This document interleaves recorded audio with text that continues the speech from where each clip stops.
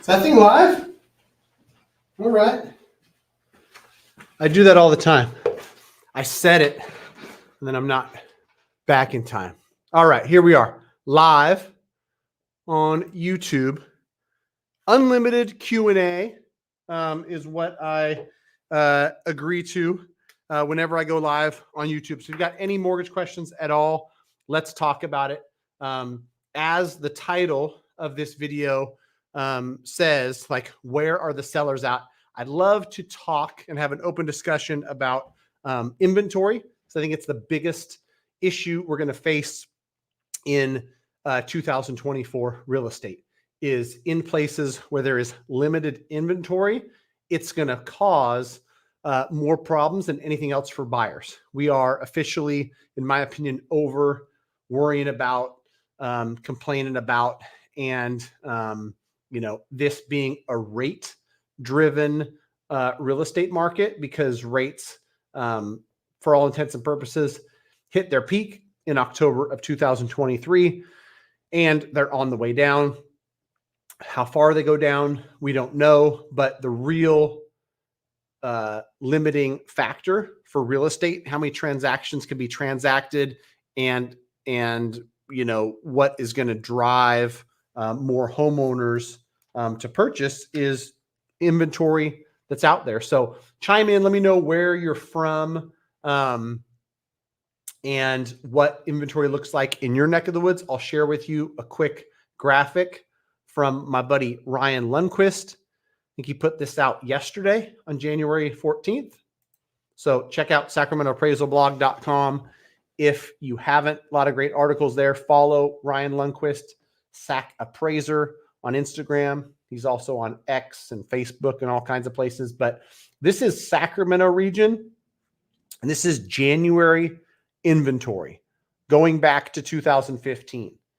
As we know, from just what we've heard and what we've seen, and what this data is going to confirm, is that over the last couple years, if you look at 21 and 22, there's less inventory than all of the 6 years prior. And then inventory from there got even tighter in 23. Like, that is next to nothing, right? Where does this land? Somewhere between 12 and 1600. Let's call it 1350 for new listings in the whole Sacramento region, which covers Sacramento County Placer County, Yolo County, and El Dorado County. As of the 14th, we're about halfway home to last year. So if things continue, things will probably be, and you know what? I think this might actually be a good sign. I think being halfway to last year's January inventory, halfway through the year, might be a good sign, because I don't have this data, but I'm going to ask Ryan for it. Of the ones that came on in January, if he can parse out how many came in the first half and how many came in the second half, because maybe 500 came the first half of January and the other 850 came the second half. I'm not sure on that. I'm just taking a guess here. Maybe we're on track to have 1,600 listings in January, because the farther we get into the year, maybe more stuff comes out. I don't know. That's just me guesstimating. I'll ask Ryan, but this is a display of how little new inventory we have in a given month in a given market. Most people understand different markets behave differently, but most of them are all seeing the same thing when it comes to inventory. Very little inventory, which is going to make it tough for home buyers. The interesting part for me, I read something like I read this morning on Redfin that pertains to the 2024 real estate market. And Redfin is telling me that 2024 is going to be the year that home buyers catch a break. And they're going to be catching this break because home prices are going to fall. Now, before I tell you the number that Redfin predicts home prices are going to fall, I think it'd be a fun thing to do. Have some people chime in. Guess. What is the prediction from Redfin? Prices will fall by how much in 2024? Year-over-year home prices. While I'm waiting for some predictions to come in. What's up, Josh? Good to have you, man. Thanks for joining. Fire away any and all questions you have. It's a slower day in mortgage. A lot of the lenders are open for locks, but the market is closed, so there's nothing happening volatility-wise on the mortgage side. I'm in the office trying to help people create life-changing opportunities through home ownership. That's my way of celebrating Martin Luther King Day. A lot of people are off work, so they're able to get things done that they might not be able to get done if they were in the office, as far as the pre-approvals and whatnot work. So all-nighter Hyder, how's it going, brother? Thanks for joining. Appreciate you being on here. Appreciate the support. Kevin Hawthorne from Florida. Hope all is well, my man.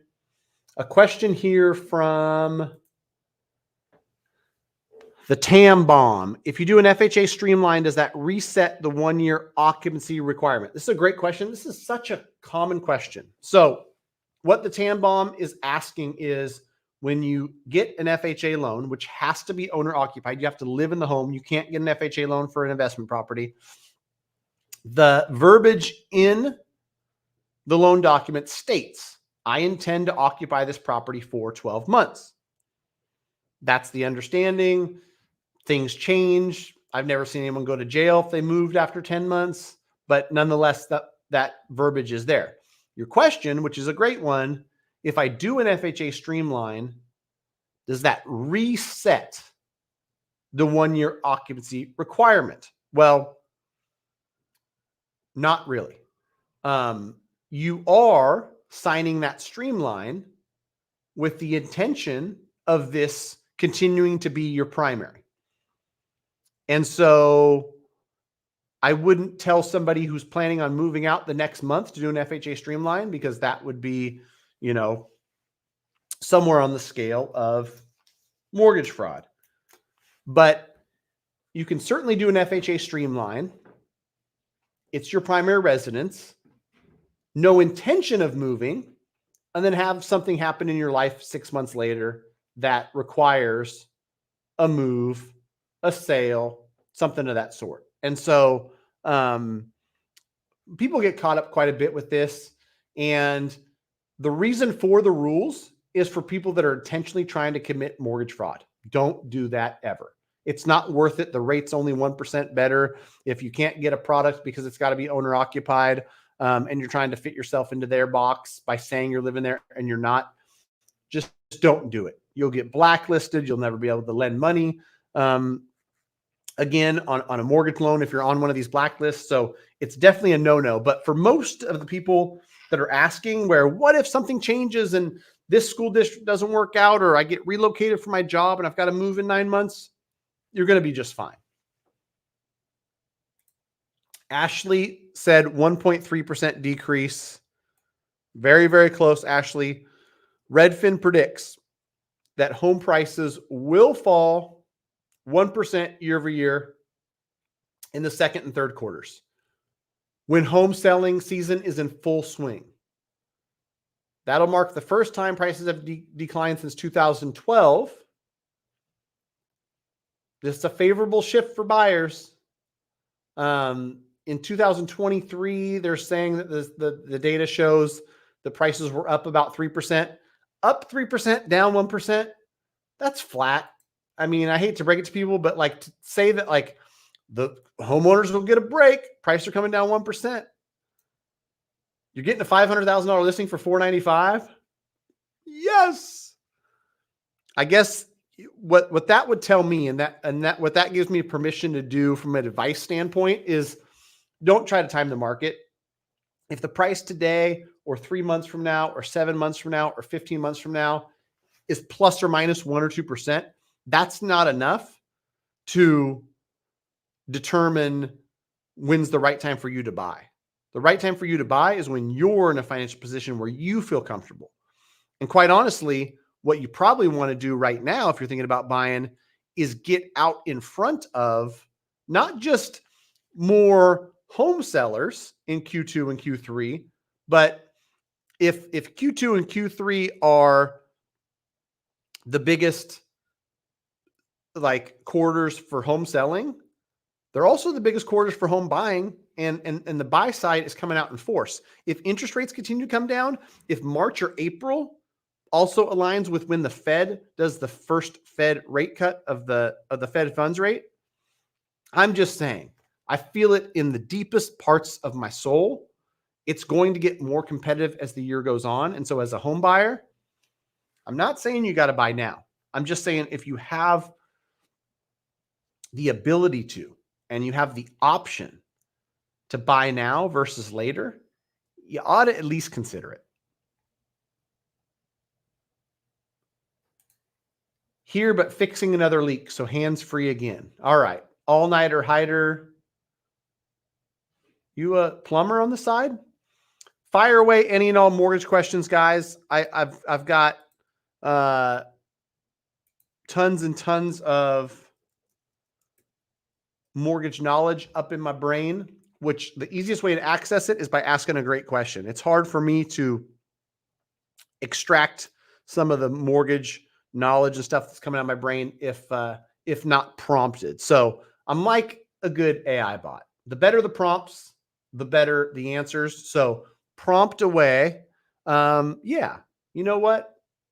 I'm your mortgage AI bot. Prompt away with whatever prompts you have for mortgage questions. I'll do my best to answer them as thoroughly and as honestly as possible, because 2024 shaping up to be another interesting year in real estate. I know, the articles that I enjoy the most are ones that are super straightforward and honest about, like, 2023 was a funky year. 2024, no doubt, is going to be another unexpected, and funky housing market. So, fire away. First question, Herbert Tony. Thanks for asking the question. I appreciate it. Do Fannie Mae loans for investment properties have a prepayment penalty? When you're talking investment properties, the way I'm going to answer this question is in regards to Fannie Mae residential, which is what a residential mortgage broker like myself specializes in, 1 to 4 unit investment properties. You can buy a single family residence as an investment. You can buy duplex, triplex, fourplex. Those Fannie Mae loans, which to the consumer are just conventional loans, on the back end get sold to Fannie Mae. Those do not come with a prepayment penalty. The only loans that we're writing that have a prepayment penalty attached are non-QM loans. Those are some of the debt service coverage ratio loans that we write, or some bank statement loans that may or may not have a prepayment penalty attached to them, but conventional loans never do. If you're talking about Fannie Mae, because they also have commercial products that are 5+ units or commercial lending, I wouldn't know to answer that. But as far as the residential conventional stuff, no prepayment penalties. Thanks for the question, man. I appreciate it. I was going to add, as I read through this article on Redfin with predictions, that interesting prediction from Redfin, besides home prices going down by 1%, home sales will increase and end the year up 5%. I've seen some estimates even higher than this. And I think that given that rates will be lower and some more inventory is going to come on, I think 5% might be an underestimate. You know, the pace for existing home sales in Q1 of 2024 is 4.1 million total. And they're set to be on pace by 4.5 million. And this is for how many homes will sell in a year, 4.5 million. I think that number might be low. I think that it might go, higher when you factor in the kind of tailwinds that we're going to see. More inventory, hopefully, and lower interest rates.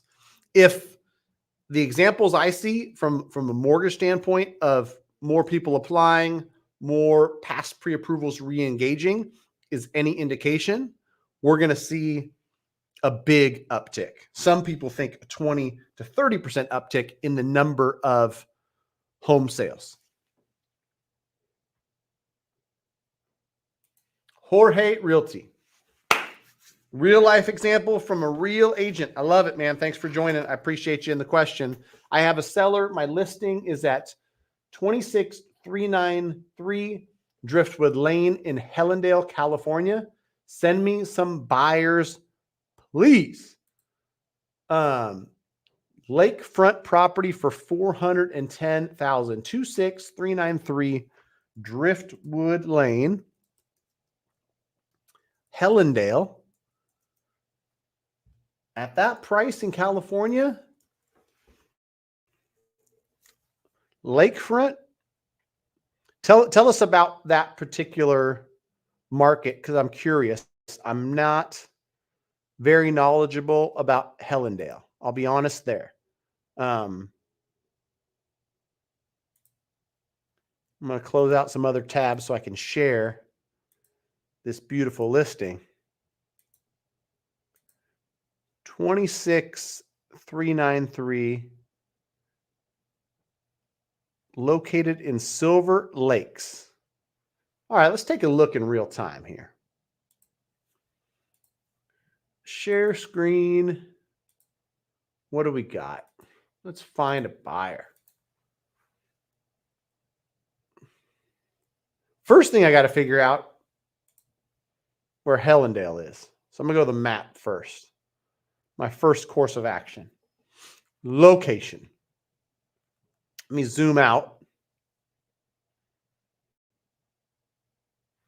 Internet's moving slow. Oh, look at us. That is lakefront.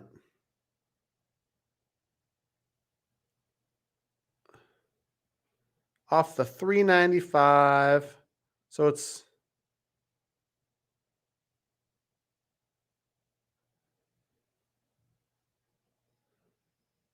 near Victorville. I did a loan in Victorville recently. Do a lot of stuff in San Bernardino and Riverside, Santa Clarita. All right. So north of Victorville, south of Barstow, southwest of Barstow, we got this beautiful town of Hellendale. Now, let's check out the property. 2,200 square feet. Lakefront. Oh, look at that. This is a man-made lake.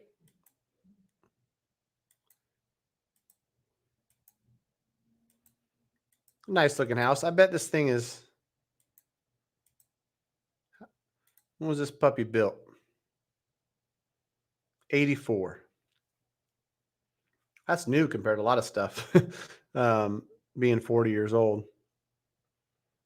Driftwood Lane. What can you tell us about Hellendale? I'm curious because I don't know much of anything. But Jorge G Realty can likely tell us.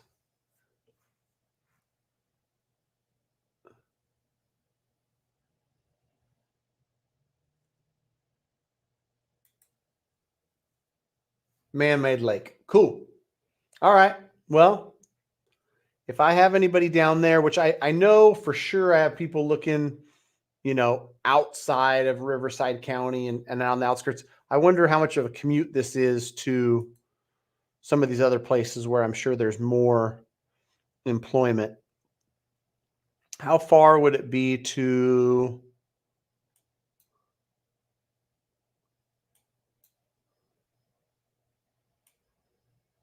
Victorville or Apple Valley or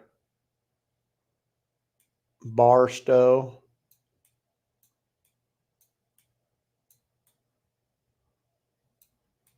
Or maybe there's some Hellendale folks looking for a place. Cool. Thanks for sharing, brother.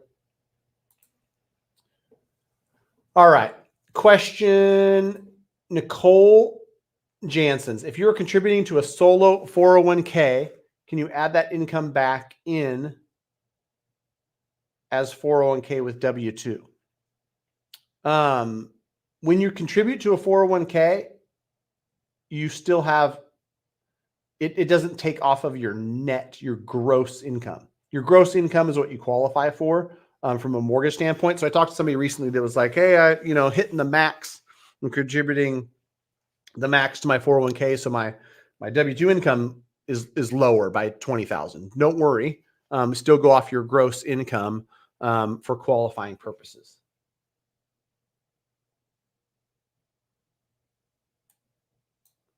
Landlord Odyssey, thanks for joining. I appreciate you, man.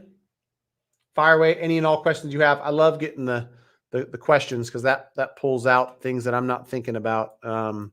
Some of it, is lodged very deep, old mortgage knowledge that you got to pull out. Ashley Knox, do you work with buyers in Texas? I'm looking to buy a condo or smaller townhome there. Yes, I do. Houston specifically. Yes, we do. Go to greatmortgagebroker.com. Fill out the form. We do quite a bit. Right behind California business, which is the state we do the most business in, is Texas, and then Florida, and then Tennessee. Doing stuff in, I can tell you the top because I just ran a report, but we're licensed in 48 states and doing a lot of business in 10 or 12 states. New Jersey, Pennsylvania, Ohio, Maryland, and then of course, Texas, California, Florida, and Tennessee, North Carolina and Washington as well. Then Georgia, Arizona, Virginia, Indiana, Illinois, South Carolina, Nevada, Missouri, Colorado, West Virginia. Some of these states overlap, but between a couple in my office, Bo Chase, Connor Wilson, and myself that handle these other states, we've got 20 plus covered. And then if you're working outside of that, but within our 48 states, I can refer you. But in-house, Texas for sure, Ashley. So hit us up. Go to greatmortgagebroker.com. Should be scrolling along the bottom. That's the best way to connect with us. Just fill out that form, greatmortgagebroker.com, and we'll be in touch. If you want to fire a question to me as a one-off, I've been telling people to fire away, matt@mtmg.com. Happy to help there. Just send me an email. But really the best way is greatmortgagebroker.com. Let me know where you're at, what you're looking to do, and we'll get you off and rolling. Look at that. Connor did my Texas loan. MTMG team is great. I appreciate the kind words. Connor is in the room next door. He's ready to rock and roll. I'm going to send him a screenshot of that. He's happy to hear it, I'm sure.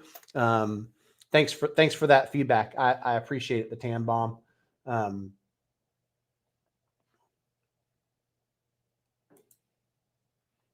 About to close on my 5th unit, a single family home. I have 2 other duplexes. How tough would it be to qualify for another 2 to 3 unit in a year's time? What are some creative ways I can get around the requirements? Well, if you're using conventional financing for these, landlord, I would say, if you're using conventional financing and you're putting 20% down, 25% down, the best way to be able to continue to qualify is just reporting the income on your tax return. The older ones that you've owned for a few years, we're going to go off whatever's on the tax return. The new ones and the projected income on the new purchases are going to be projected rents. So when you buy a duplex or a triplex, this is for everybody's knowledge, and you're qualifying, you're able to use 75% of the projected rents. So if you've got a duplex that rents for $2,000 on each side, that's $4,000 in total rents. Multiply it by 75%. We can use $3,000 as rental income to help you qualify. That's get around the owner occupied requirement. See, I knew I might be going down the wrong road. That's why these are best when they're done live. So it's not like I responded to a YouTube question and then I saw your response a week later in real time, getting this feedback. Meant to say get around the owner occupied requirement. So I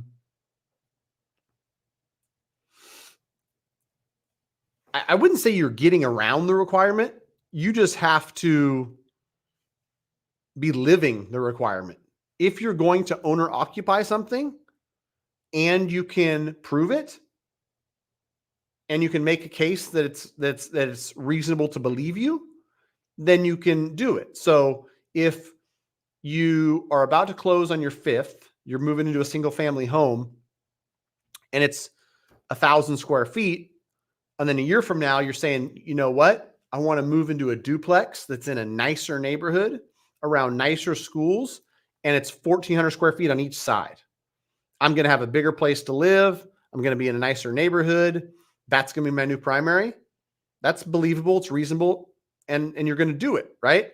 If you're buying a single family right now that's 2,800 square feet and it's 5 bedroom, 3 bath, and you have 6 people in your family and it's in a great neighborhood, and you tell me that you're going to buy a duplex in a worse part of town that's 800 square feet on each side and you're going to live in that, I'm going to say bullshit, right? And so is the underwriter. And so the lender's not going to believe that. So that's what is my real and honest advice to somebody around those requirements is, we all want owner occupied mortgages, lowest rate, lowest down payment and all that, but you can only do it. And I've seen people do it beautifully where you buy a 4-plex FHA loan, you put 3.5% down, you live in one, you rent 3 out. 15 months go by, you go out there and you buy a duplex, bigger, nicer neighborhood. You live in one side, you rent out the other. Then you move on, you buy a single family. And that single family is a small starter home, but it's a single family and you're living in it. You're renting out both sides of the duplex. Then you can go and say, well, now I'm going to move to a nice part of town. And I know that I can do 5% down owner occupied duplex. I'm going to go live in one side. If it's reasonable and you're going to do it, you shouldn't have any issues. You're going to probably have to write a letter of explanation. You're going to have to explain why and give some justification. But whoa.